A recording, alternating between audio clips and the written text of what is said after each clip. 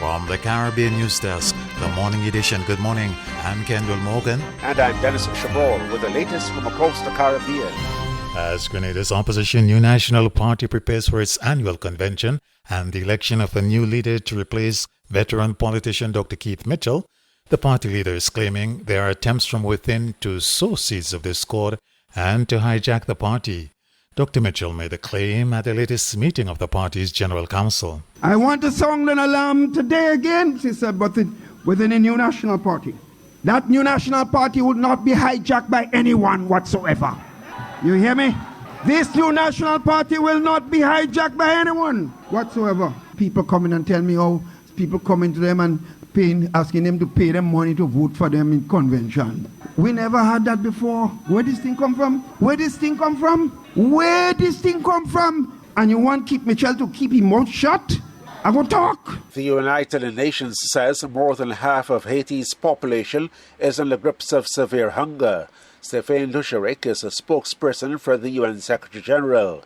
According to the latest analysis by the Integrated Food Security Phase Classification, better known as IPC, 5.4 million Haitians struggle to feed themselves and their families. This is one of the highest proportion of acutely food insecure people in any crisis around the world. Out of these 5.4 million people, 2 million people are in the grips of emergency level of hunger, which we refer to as IPC 4. At least 6,000 displaced people living in temporary shelters in Port-au-Prince are now facing a catastrophic level of food insecurity, which puts them in the IPC. Dominica will be establishing a special body this month to do background checks on investors who want to obtain a citizenship for hundreds of thousands of US dollars. The Citizenship by Investment CBI program in several Eastern Caribbean countries has been coming under increasing scrutiny because a number of suspected transnational criminals have obtained citizenship.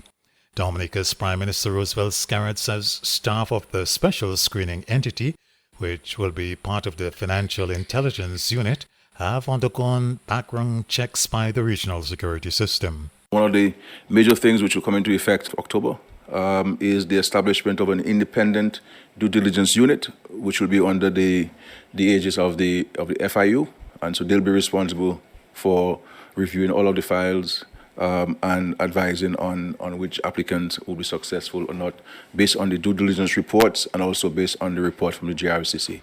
All of the persons who will be working in that unit have been vetted by the RSS, Regional Security System, and the GRCC, so that we maintain the high standards that we have maintained over the years. Dominica's Prime Minister Roosevelt Scarrett is warning that several important national projects financed under the Citizenship by Investment program could be affected if the opposition succeeds with its pending legal action against the program. The opposition United Workers' Party UWP last week announced that it had engaged former Trinidad and Tobago Attorney General Alain Ramlogan to pursue legal action over the CBI program's lack of transparency and accountability.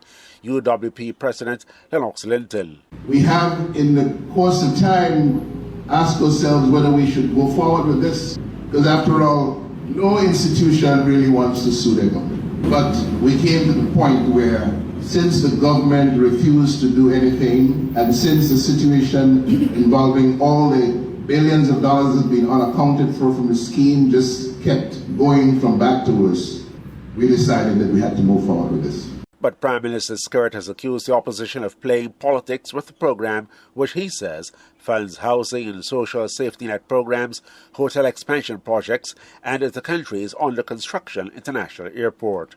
Let us not kid ourselves, and the opposition will want to say, no, that's what they want to do.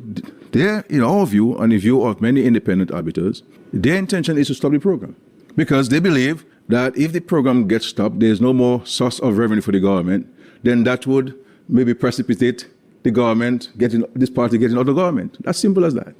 As simple as that.